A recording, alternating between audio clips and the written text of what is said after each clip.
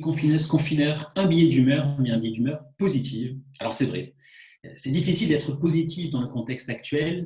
Certains indicateurs s'améliorent un petit peu, le nombre de patients en réanimation baisse, mais l'incertitude demeure et l'angoisse ne disparaît pas. Nous sommes confinés depuis 38 jours et le virus continue de sévir dehors, l'économie est à l'arrêt, de nombreuses personnes ont été infectées et affectées, certains ont perdu des proches, les autres s'inquiètent pour les leurs. Et demain, il nous faudra encore continuer à nous protéger, à soutenir les plus fragiles, à renoncer à un certain confort. Dans ce contexte, il arrive parfois que ton moral se casse. Et pour ça, j'ai trouvé un remède efficace, c'est la positive attitude. Oui, la positive attitude, j'ai l'impression d'être Raffarin avant l'âge, mais s'il réussissait à avoir la positive attitude, pourquoi pas nous? Voilà un moyen de résister à cette morosité à laquelle nous conduirait pourtant un rapide regard sur la situation actuelle. Marc Le Taille-Prélu, c'est une chronique en musique, mais je n'avais pas dit laquelle. Et puis si on m'avait dit un jour je diffuserai du Louri lors d'une intervention, je n'aurais sans doute pas cru. Je vous conseille, chers amis, difficile d'avoir la positive attitude. On vient d'entendre dans cette émission, la situation des salariés est préoccupante, elle le sera encore demain. Et puis les finances et l'économie souffrent et il faudra les rétablir demain. Et surtout, les libertés sont malmenées. Et qu'en restera-t-il demain? Bref, sans même parler d'une éventuelle réactivation du virus, demain sans doute sera aussi difficile qu'aujourd'hui. Et pourtant, il faut garder, mais aussi avoir. Alors c'est sûr, les yeux rivés sur le temps, tout le monde les a, les œufs braqués sur la montre, ça c'est certain. Mais après avoir proposé cet extrait musical d'une qualité rare, je relève le défi de Mélanie François qui a mis la barre assez haut sur les références culturelles, la question se pose.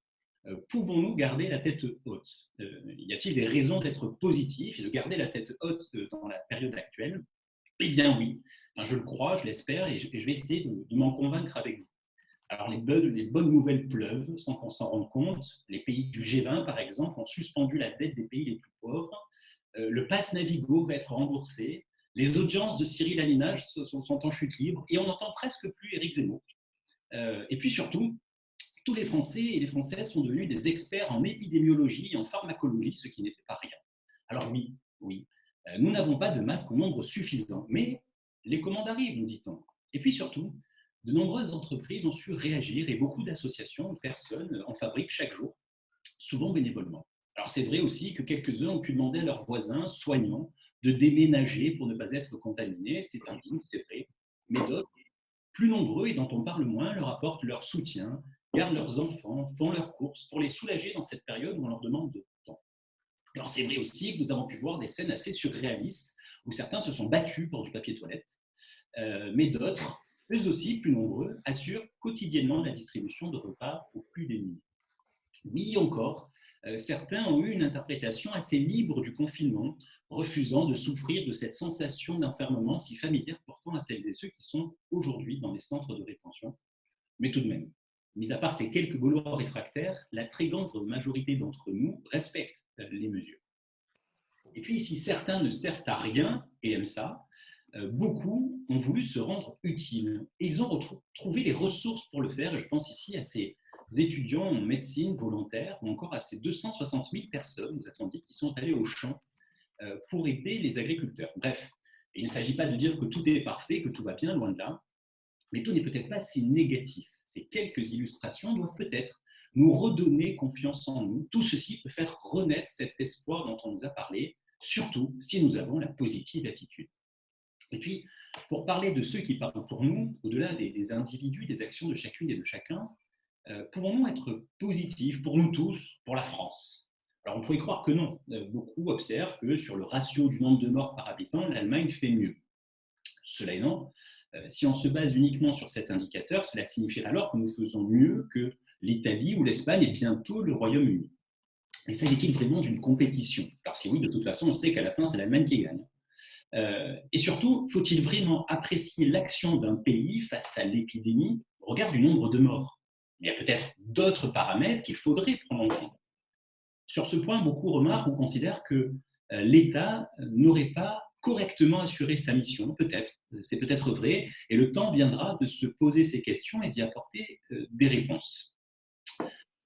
L'État n'a sans doute pas pourvu à tous les besoins. Je ne m'attendais pas à ce qu'il le fasse. Je l'espérais bien sûr pour les besoins les plus essentiels, mais je ne le rendrai pas responsable du manque de solidarité que l'on a pu parfois regretter.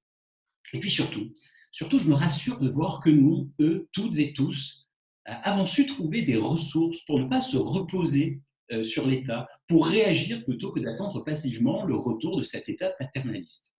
Et pour résister à la morosité, je préfère me dire que nous avons aussi pu voir un surcroît de solidarité, d'ingéniosité de notre part à tous, femmes et hommes du quotidien, qui avons souvent développé de formidables capacités d'adaptation, certes, plus ou moins réussies, comme le montre cette piteuse chronique en musique. Bref, un sursaut d'humanité, et je crois que c'est cela qui me donne envie d'avoir la positive attitude, d'aborder l'avenir avec espoir et d'en profiter avec ce soleil qui revient derrière nos fenêtres, parce qu'après tout, demain soir. Et c'est le moment où en plus nous rejoint un invité de marque. Non, Jean-Baptiste, je suis vraiment tiraillé entre l'envie folle de t'adresser plusieurs cartons qui cumulés vaudraient leur pesant de couleurs vives, limite couleur vin rouge, tellement Laurie nous a abreuvés ce soir. Mais dans le même temps, ta science du football, tes références et ta positive attitude t'honorent. Donc ça va s'équivaloir, disons.